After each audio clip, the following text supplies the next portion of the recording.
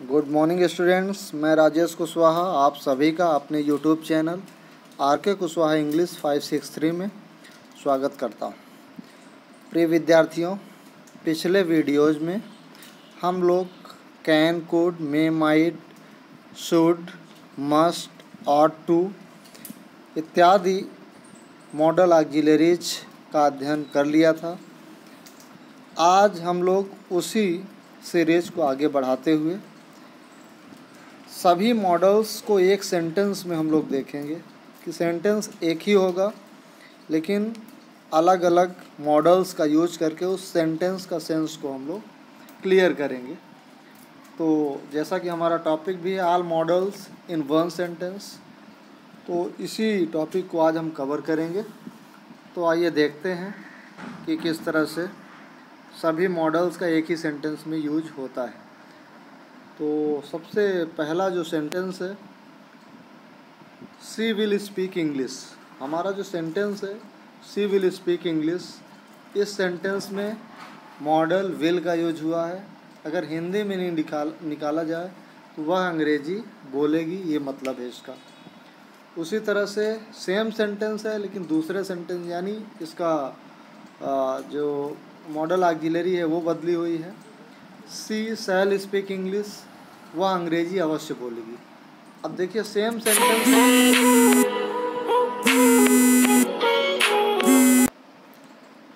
Sentence है लेकिन दो सेंटेंसेस में विल और शैल का प्रयोग हुआ। पहले सेंटेंस में विल का प्रयोग हुआ है और सेकंड सेंटेंस में शैल का प्रयोग हुआ है, और ये विल शैल मॉडल ऑक्सिलरीज हैं।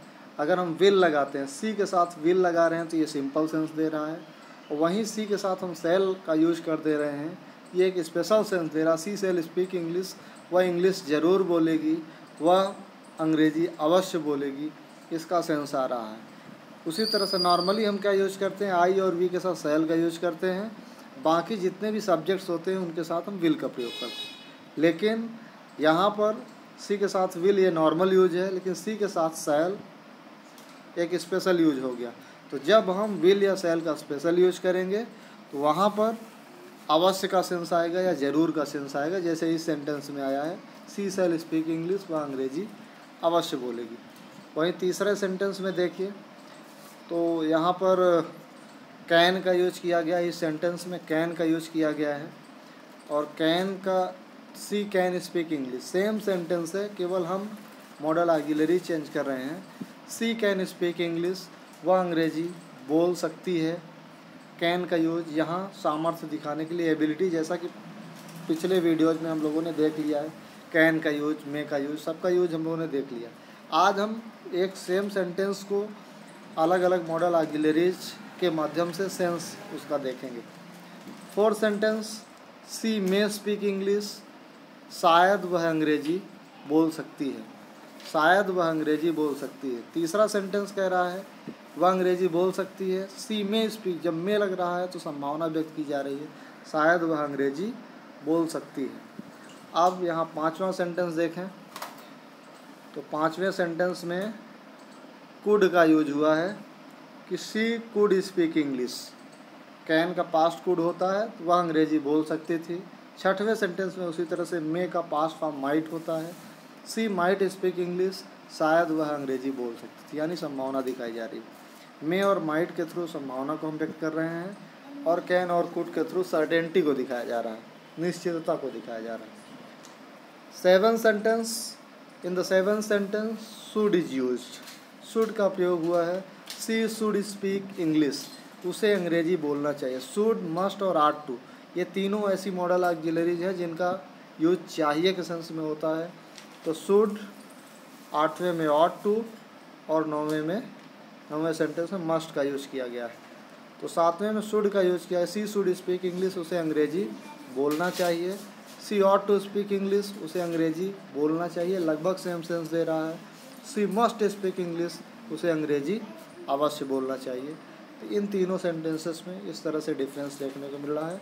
नॉर्मली ऑट टू का प्रयोग मॉरल ऑब्लिगेशंस के लिए किया जाता है, और शुड का प्रयोग जनरल सेंस में किया जाता है। मस्ट का यूज ऑब्लिगेशन में या अनिवार्यता में किया जाता है, नेसेसिटी में किया जाता है। नेक्स्ट सेंटेंस हम देखते हैं 10th सेंटेंस।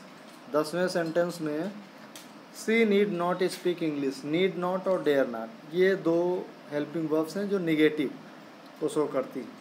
तो she need not, she dare not. She need not speak English, she dare not speak English. She need not speak English, उसे अंग्रेजी बोलने की ज़रूरत नहीं है। She dare not speak English, उसे अंग्रेजी बोलने का साहस नहीं है। इस तरह से यूज किया जाता है। 12 सेंटेंस है सी यूज टू स्पीक इंग्लिश, वह अंग्रेजी बोला करती थी। पास्ट की हैबिट को शो करने के लिए यूज्ड टू का प्रयोग किया जाता है। साहस दिखाने के लिए डेयर नॉट का प्रयोग किया जाता है और ज़रूरत को शो करने के लिए नीड नॉट का प्रयोग किया जाता है। और यूज टू का प्रयोग पास्ट की हैबिट को शो करने के लिए किया जाता है। अब उसी तरह से लास्ट सेंटेंस है सी वुड स्पीक इंग्लिश, वह अंग्रेजी बोला करती थी। इसका भी लगभग सेंस यही आता है, यूज टू वाला भी सेंस देता है। या कभी कभी अगर इफ़ वाली कंडीशन होती है तो वहाँ पर हम इसको इस तरह समझते हैं, वह अंग्रेजी बोलती। वुड का यूज वह अंग्रेजी बोलती इस सेंस में, या फिर सी वुड स्पीक इंग्लिश, वह अंग्रेजी बोला करती थी, यूज टू के सेंस में भी होता है। इस तरह से हम लोगों ने सभी मॉडल ऑक्सिलरीज को पढ़ लिया है। सभी मॉडल ऑक्सिलरीज का क्या सेंस होता है एक ही सेंटेंस में हम लोगों ने देखा, इसलिए ताकि हम अच्छे से कंपैरिजन करके उनको समझ सकें कि सबकी अलग अलग हिंदी मीनिंग क्या होती है और किस तरह से इनका यूज सारे सेंटेंसेस में किया जाता है। मॉडल ऑक्सिलरीज का यूज एक सेंटेंस में अलग अलग तरीके से या अलग अलग सेंस के साथ कैसे होता है, ये हम लोगों ने देखा। आप लोगों को बहुत बहुत धन्यवाद।